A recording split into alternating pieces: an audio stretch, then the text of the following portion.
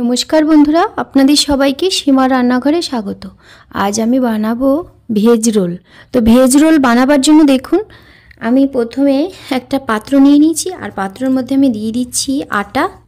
তো এখানে আমি 1 কাপ পরিমাণ আটা নিয়েছি আর হাফ কাপ নিয়েছি ময়দা আর তারও হাফ কাপ নিয়েছি সুজি। তো এখানে প্রায় 4 চামচ পরিমাণ সুজি আছে। তো আটা, ময়দা আর সুজি এর সাথে দিয়ে দেব আমি বেকিং সোডা। তো দিয়ে দিচ্ছি বেকিং সোডা, এতটুকু, খুব বেশি নয়। আর দিয়ে দেব স্বাদ মতো নুন। তবে নুনটা খুব বেশি দেয়া যাবে না, কারণ রোলটা যে বানাবো, রোলের যে আমি পুরটা বানাবো তার মধ্যে নুন দেব, সেই জন্য নুনটাকে খুব সামান্য বুঝে দিতে হবে। তো এই শুকনো উপকরণগুলোকে আমি একটু মিশিয়ে নেব। তো আপনারা আমার সঙ্গে থাকুন, পুরো ভিডিওটা দেখুন, স্কিপ করে যাবেন না। আর আমি এই যে ভেজ রোল বানাবো, এই রোলে আমি কি কি ব্যবহার করব, কি কি উপকরণ ব্যবহার করব, আর সেই উপকরণগুলো কখন কখন ব্যবহার করব, সম্পূর্ণ ভিডিওটা না দেখলে কিন্তু আপনারা বুঝতে পারবেন না। তাই জন্য পুরো ভিডিওটা দেখতে হবে, স্কিপ করে গেলে চলবে না। তো আমার এই রেসিপিটা আপনাদের কেমন লাগলো সেটা কমেন্ট করে জানাবেন। যদি ভালো লাগে তাহলে লাইক করবেন, শেয়ার করবেন। আর যারা আমার চ্যানেলটা নতুন দেখছেন তারা অবশ্যই সাবস্ক্রাইব করবেন, পাশে বেল আইকনটি ক্লিক করবেন, যাতে করে প্রতিদিন যে আমি ভিডিওগুলো ছাড়ছি সেই ভিডিওগুলো সবার প্রথমে আপনাদের কাছে পৌঁছে যায়। তো দেখুন, আমি শুকনো উপকরণগুলো মিশিয়ে নিয়েছি। এখন নর্মাল যে জল হয়, ঠান্ডা জল, সেই জল দিয়েই আমি এই ময়দার ডোটাকে বানাবো। তো আমি মেখে নিচ্ছি, জলটা অল্প অল্প করে দিয়ে আটার ডোটাকে মাখতে হবে। এই যে আটার ডোটা একটু নরম করে মাখতে হবে, খুব বেশি নরম নয়, যেমন আমরা রুটির জন্য আটা মাখি সেই রকম মাখতে হবে। আর তার থেকে নরম মাখলে চলবে না, কারণ সুজি আছে, সুজিটা ফুলে গিয়ে আটার ডোটা আর একটু টাইট হয়ে যাবে। দেখুন, আটার ডোটা আমি মেখে রেডি করে নিয়েছি। আর কতটা সফট মাখতে হবে দেখিয়ে দিই।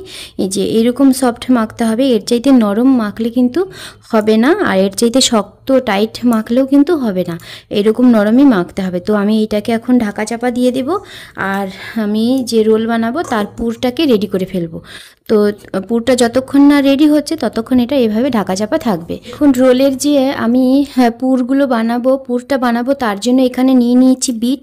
প্রথমে এই বিটগুলোকে আমি গ্রেটারে গ্রেট করে নিয়েছি। আর এখন এই যে বিটগুলো নিয়েছি, বিটের যে জলটা, এইটাকে আমি এইভাবে নিংড়ে ফেলে দেব। শুধুমাত্র বিটের এই অংশগুলো নেব, জলটা কিন্তু আমি এইভাবে ফেলে দেব।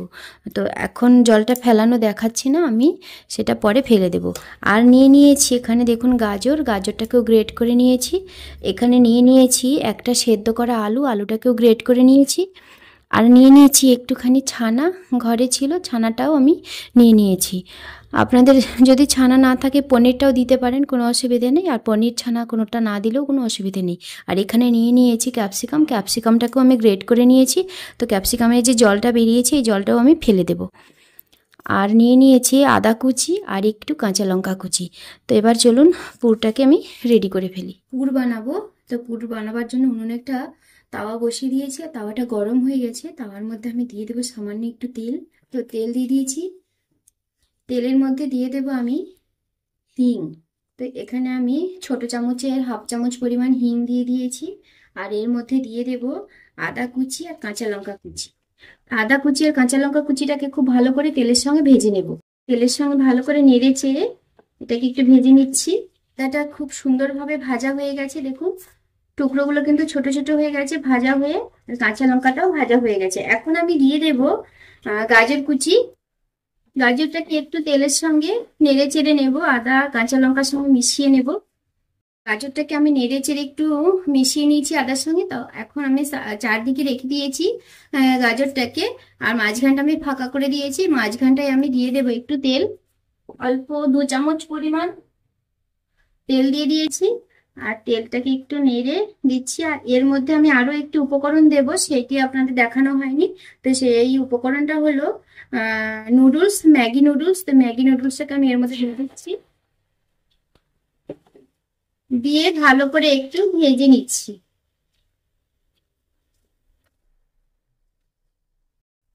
তো গাজরের সঙ্গে নুডলসটাকেও মিশিয়ে নিচ্ছি ভালো করে। এর মধ্যে দিয়ে দেবো এখন আমি বিট। তো বিটগুলো আমি বলেছিলাম যে জলটাকে আমি নিংড়ে ফেলে দেবো। তো দেখুন জলটা ফেলে দিতে কত সুন্দর ঝরঝরে ভাব হয়ে গেছে। তো বিট গুলোকে দিয়ে দিচ্ছি। বিটটাকে দিয়েও কিন্তু আমি খুব সুন্দরভাবে এইগুলোর সঙ্গে মিশিয়ে নেব। বিট, গাজর আর নুডলসটাকে আমি মিশিয়ে নিয়েছি। এখন দিয়ে দেবো আমি ক্যাপসিকামের যে গ্রেট করে রেখেছিলাম ক্যাপসিকাম, তো ক্যাপসিকামটাকেও দিয়ে দিচ্ছি। আর দিয়ে দেব গ্রেট করে রাখা আলু, দিয়ে দেব ছানাটুকু। এখন দিয়ে দেব আমি স্বাদ মতো নুন।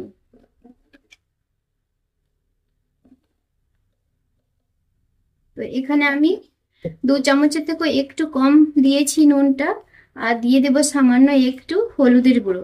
তো হলুদের গুঁড়োটা আপনারা যদি দিতে চান তাহলে দিতে পারেন, না চাইলে দেওয়ার কোনো প্রয়োজন নেই। হলুদটা দিলে একটু কালারটা অন্যরকম হবে, সুন্দর হবে দেখতে, সেই জন্য হলুদটা দেয়া। তো এই সমস্তগুলোকে আমি একটু ভালো করে কড়াইতে এইভাবে নেড়ে চেড়ে রান্না করে নেব। খুব সুন্দরভাবে আমি মিশিয়ে নিয়েছি এই সমস্ত উপকরণগুলোকে। তো এর মধ্যে এখন দিয়ে দেবো আমি ভাজা মশলা। তো এখানে আমি একটা ঘরোয়া মশলা তৈরি করেছিলাম, সেই মশলাটাই আমি দিয়ে দিচ্ছি। দিয়ে দেবো সামান্য একটু গরম মশলার গুঁড়ো,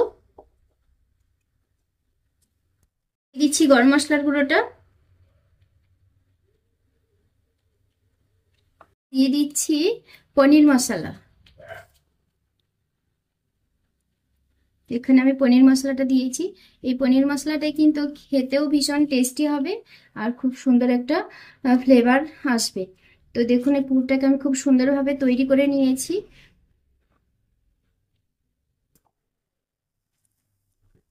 হয়ে গেছে পুরটা, এখন নামিয়ে দেব। যদি আপনাদের কাছে পনির মশলাটা না থাকে, না দিলেও চলবে, ম্যাগি মশলা দিলেও দিতে পারেন। আর যদি ম্যাগি মশলা পনির মশলা কোনোটাই না থাকে, তাহলে কিন্তু শুধুমাত্র গরম মশলা ধনেপাতা কুচি দিয়েও কিন্তু করতে পারেন, তাহলেও কিন্তু খুব ভালো লাগবে খেতে। তো হয়ে গেছে, এটাকে নামিয়ে দিচ্ছি।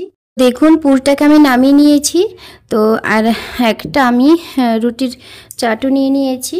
তো এখন আমি যে রোল বানাবো, রোলের রুটিটাকে বেলবো।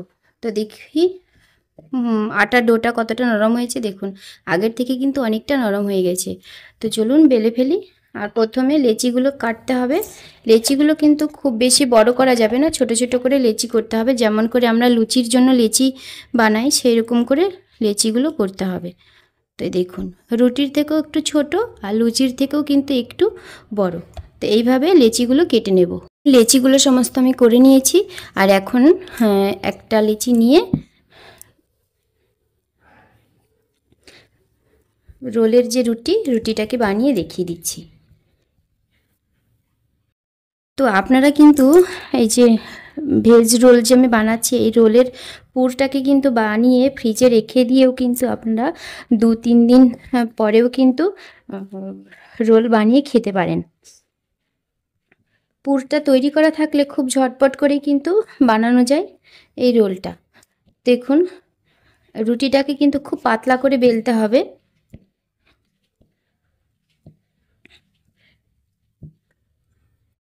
দেখুন রোলের জন্য যে রুটি বানিয়েছি আমি, আর রুটিটা কত পাতলা করেছি দেখুন, এরকম পাতলা করে করতে হবে।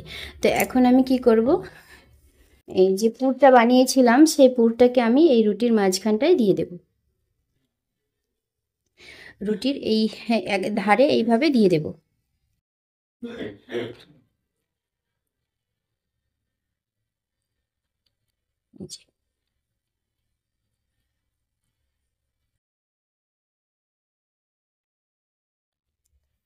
এক এক ধারে পুরটা দিয়ে দিয়েছি আমি, দিয়ে এইরকম করে একটু সেট করে নেব।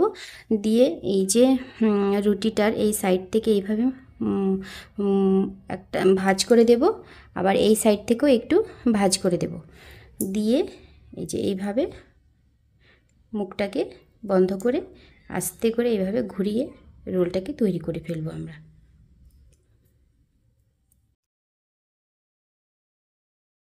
তো দেখুন কত সুন্দর রোলটা হয়ে গেছে। তো এই মুখটা যেন খুলে না যায় তার জন্য একটু সামান্য জল দিয়ে এই যে এইভাবে করে মুখটাকে বন্ধ করে দিতে হবে ভালো করে। তো এই দেখুন কত সুন্দর রোলটা হয়ে গেছে। এইভাবে করে আমি প্রত্যেকটা রোল বানিয়ে নেব, বানিয়ে নিয়ে তারপরে আমি আপনাদের আবার দেখাবো। তো দেখুন রোলগুলো আমি বানিয়ে নিয়েছি, আর চলুন এখন ভেজে ফেলি রোলগুলোকে। রোলগুলো ভাজার জন্য আমি উনুনে একটা কড়াইতে তেল গরম করতে দিয়েছি। তেলটা কিন্তু আমার ভীষণ গরম হয়ে গেছিল। তো তেলটাকে আমি গ্যাসের ফ্লেমটা কমিয়ে দিয়ে একটু ঠান্ডা করে নিয়েছি। অতিরিক্ত তেলটা গরম হয়ে গেলে কিন্তু রোলগুলো পুড়ে যাবে আর উপরটা জ্বলে যাবে, খেতে কিন্তু ভালো লাগবে না। তো তাই জন্য দেখুন তেলটাকে আমি হালকা ঠান্ডা করে নিয়েছি। আর এখন দিয়ে দিচ্ছি আমি রোলগুলোকে।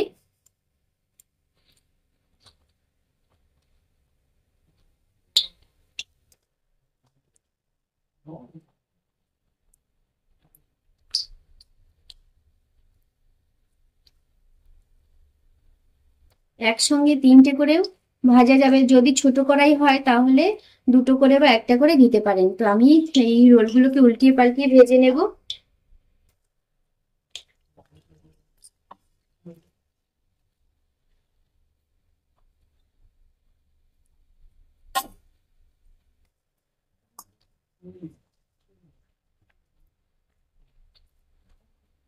এইভাবে যদি আপনারা বাড়িতে বাচ্চাদেরকে দিয়ে থাকেন ভেজ রোল, তাহলে কিন্তু খুব পছন্দ করবে আর খুব খুশি মনে খাবে। স্কুলে বাচ্চাদের টিফিন দিতে পারেন। রোলগুলো কিন্তু ভাজা হয়ে গেছে আর কতটা মুচমুচ হয়েছে দেখুন, এই যে দেখতে পাচ্ছেন। তো এখন আমি তেলটাকে ঝরিয়ে নামিয়ে নিচ্ছি।